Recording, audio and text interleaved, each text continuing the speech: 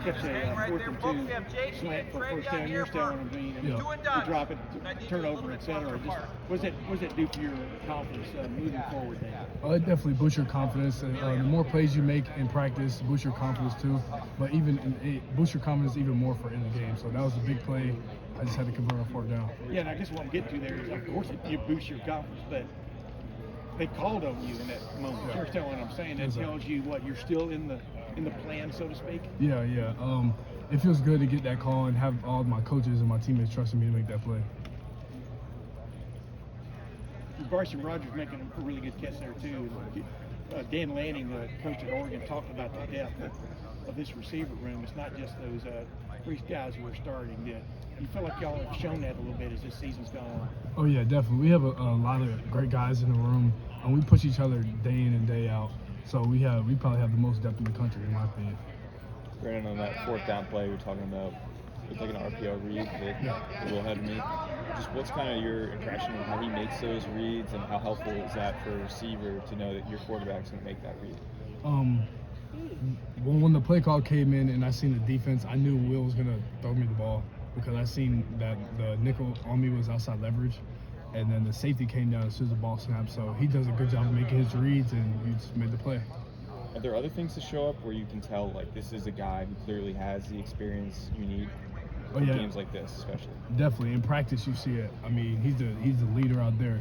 When we're not really going fast and stuff like that, we're not really communicating all. He gathers us, and he's a leader, man. We all listen to him, we follow him, and we're all on, so we all can be on the same page. Brandon, for you, I mean, just how exciting is it to just have this opportunity to go and have the opportunity to actually play in a big game like this? Oh, it's definitely exciting. These are games you dream of when you come to Ohio State. Even when you're little, you're outside playing in the backyard. You just want to play in the big games, and this is one of the biggest games of the year, and I can't wait. How much does it, just give you that, extra juice maybe to want to go out there and make a big play?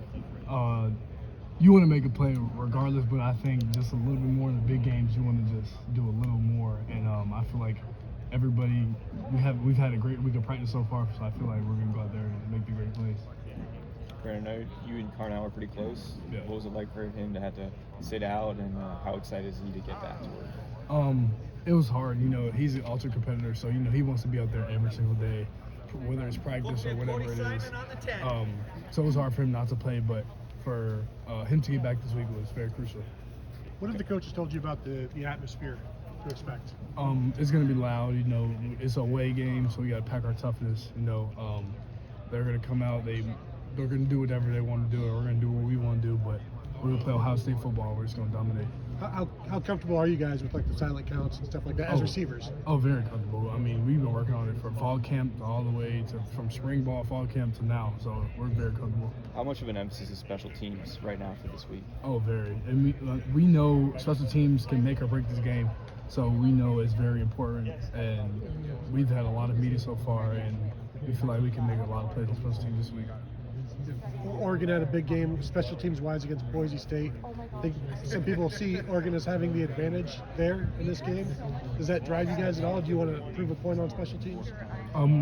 Yeah, we want to prove a point to be the fastest playing special teams unit in the country, most physical, most dominant. But we're just going to play Ohio State football. We know what they're going to do, but we know what we're going to do as well. Brandon, so far, what jumps out to you as far as their defense, and especially their defensive backs are concerned? They're great. I mean, we watched a lot of film of them so far. They're very good in coverage. It's going to be definitely our best test so far to see where we're at as a unit.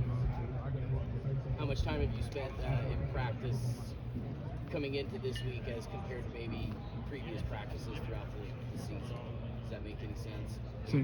Have you been practicing a little bit more this week, or is it about the same? It's about the same. It's just I mean, you take every game the same, but I think some games you can just be a little bit more focused. I think so. This is one of them games. Does it seem like in practice you guys have been maybe a little more focused I think because of the game you have coming up than maybe you have in previous practice? I think we're a little bit more on edge. Like we were a little more edgy to go out there and play already. So, but we're definitely excited to get out there on Saturday. How important do you think it is to have a guy like Will back there with so much experience in such a big game like this? It's very important. You know, young guys can kind of get flustered sometimes back there, but having a veteran like that, it makes everybody comfortable, the coaches and the players as well. So it's good. Brandon, you were around for big games last year. You weren't necessarily playing in those big games. What's the difference for you this week, knowing you're a real part of this team, contributing on all three or two phases of the game? It's definitely it feels really good. Last year, just watching Marvin and Mac and them guys just go out there and play in the big games, it kind of gives you a little motivation. Like, okay, all right, when my time comes, I need to make the plays and stuff like that. So this year, it feels really good to be out there. Do you visualize that kind of stuff? Oh yeah, definitely. Dude, sometimes you're up all night till like 5 a.m. just thinking you're not making plays. Then you get so bored, and you're just thinking you go to watch film just because. So yeah. What did you think of the one-handed catch, JJ?